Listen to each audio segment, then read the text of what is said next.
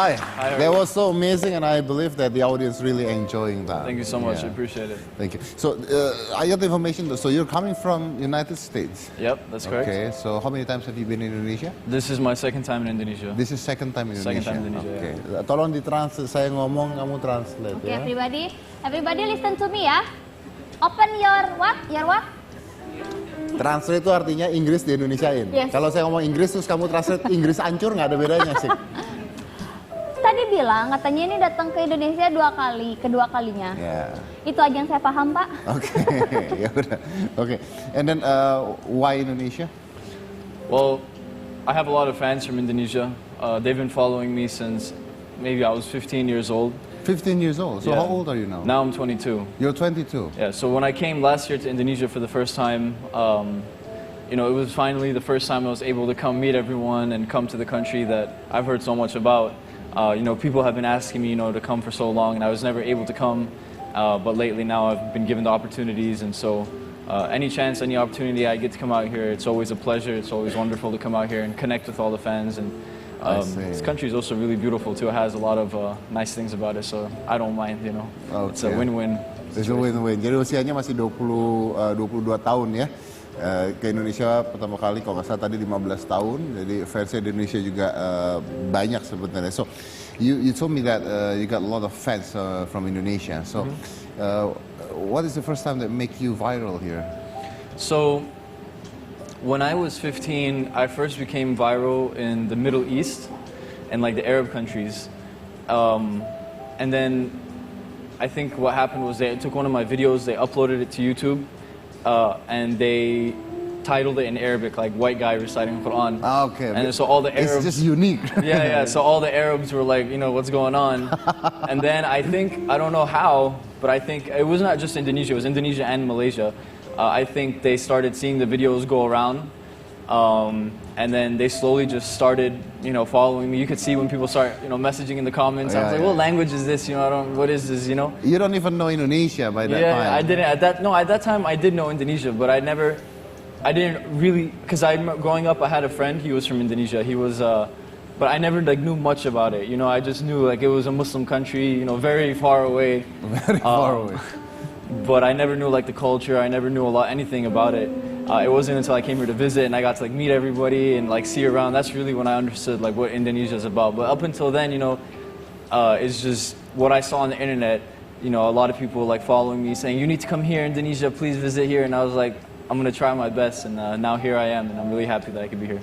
Oh, okay. Yes, of course. Apa? Yeah? Ngomong apa? What is it? Very well, good, everything. Yes, everybody, yes? Yeah. Sama aja kalian, sama. Sama, yes. Pak. Saya mau translate jadi lupa dia ngomong apa, tahu nggak? Tadi dia ngomongnya panjang banget, Pak. Jadi Bapak harus translatein, Pak. Ya intinya, I need to translate whatever you say to them. Yeah, so I'm talking too much. no, it's okay.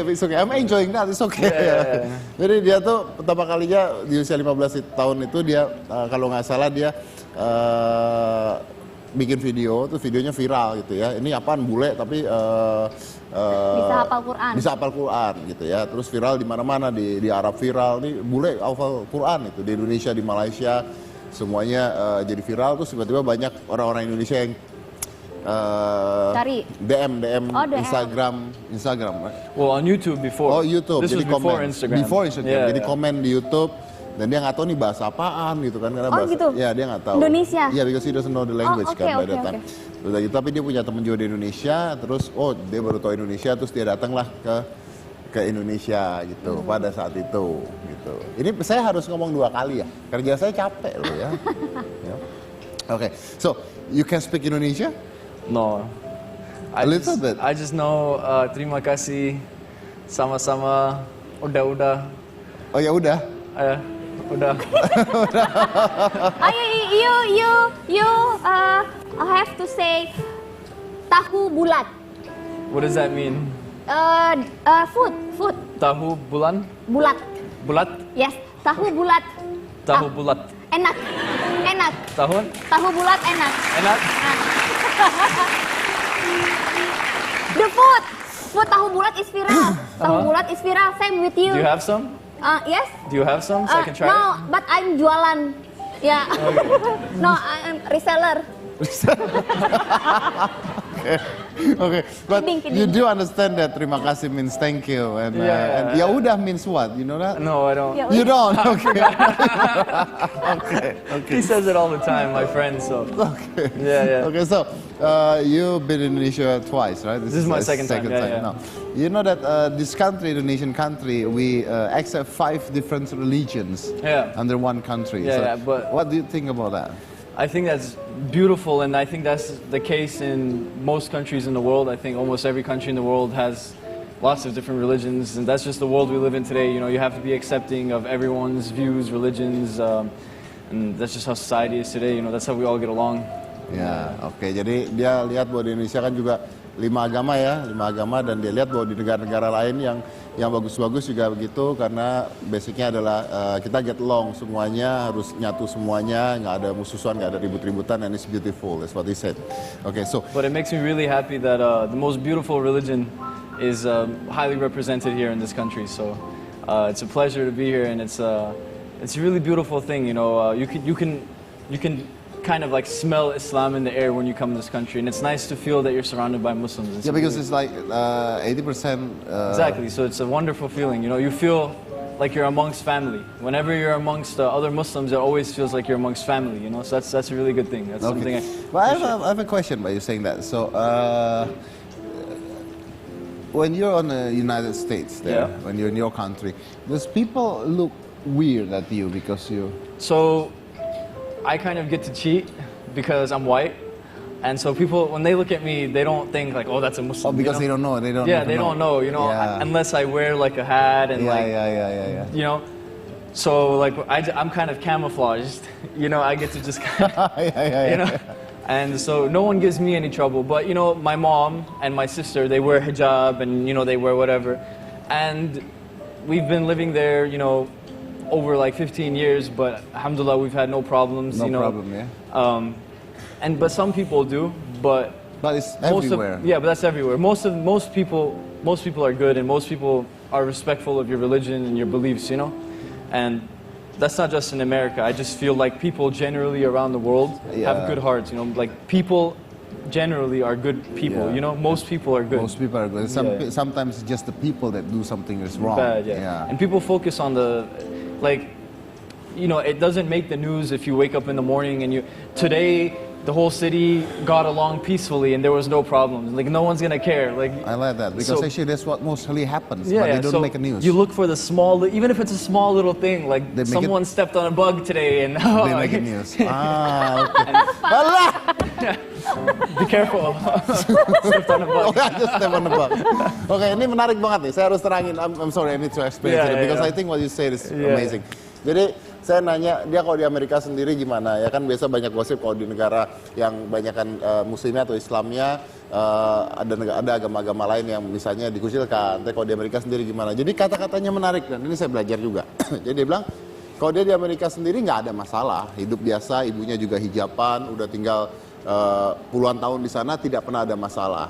Ya memang katanya adalah orang-orang yang biasanya nyari masalah gitu ya, misalnya nggak suka dengan agama dia, itu ada lah di sana orang-orang. Tapi itu terjadi bukan hanya di Amerika, terjadi di semua negara, benar kan? Kalau misalnya sekarang di Indonesia ada yang agama Buddha, Hindu, ada juga orang yang agama lain yang nggak suka, ada juga. Dan dia mengatakan itu bukan agamanya, tapi orang-orangnya katanya. Jadi bukan salah agama manapun, tapi salah manusia-manusianya. Yang jadi masalah seperti ini. Ini menarik, sangat menarik. Dia bilang bahwa ada kejadian misalnya diledakin bom misalnya gitu ya, lalu jadi berita, lalu bawa-bawa agama, betul kan? Kita selalu lihat itu ya, ada teroris, nanti ada yang agama lain juga nyerang dan sebagainya.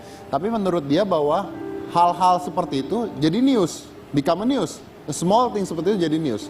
Tapi tiap hari yang kita bangun pagi dan tenang nggak ada apa-apa, itu nggak ada kabarnya, nggak ada beritanya. Dan itu menarik. Jadi kayak misalnya kita hari ini, kita bangun pagi hari ini ada berita tentang agama apa, ribut, atau ada demo tentang apa, atau ada tentang pembakaran, atau tentang apa, hari ini ada? Nggak ada kan? Keluar di berita nggak? Hari ini tenang, nyaman. Keluar di berita? Enggak. Jadi yang jadi berita besar itu adalah ketika ada masalah. Sebenarnya masalah itu hanya sebagian kecil. Gitu. Padahal hari-harinya seperti di Indonesia, hari-harinya tidak ada masalah dan sebenarnya indah. Gitu. Jadi mudah-mudahan ini membuka mata kita bahwa ya walaupun berbeda agama kita tetap harus saling menghargai dan saling menghormati. Ya, I'm trying to I do double jobs here. No, but actually that was beautiful because I agree with you. Sometimes the news and everything they look at something a small detail that is bad. Yeah. It's like someone get eat by a shark. And it's become news. Yeah, and then people think that, you know, people get eaten by sharks all the time. That's it. That's it. Yeah. And you have to do something really amazing, like good, and maybe it'll be on the news. Like, it has to be something like you have to like save the entire country from hunger, and maybe they'll be like maybe you're gonna be in the news. Yeah. Okay, bye. Okay, well, everybody, don't go anywhere. Because we will be right back after this commercial break. Jadi tetap di Hitam Putih.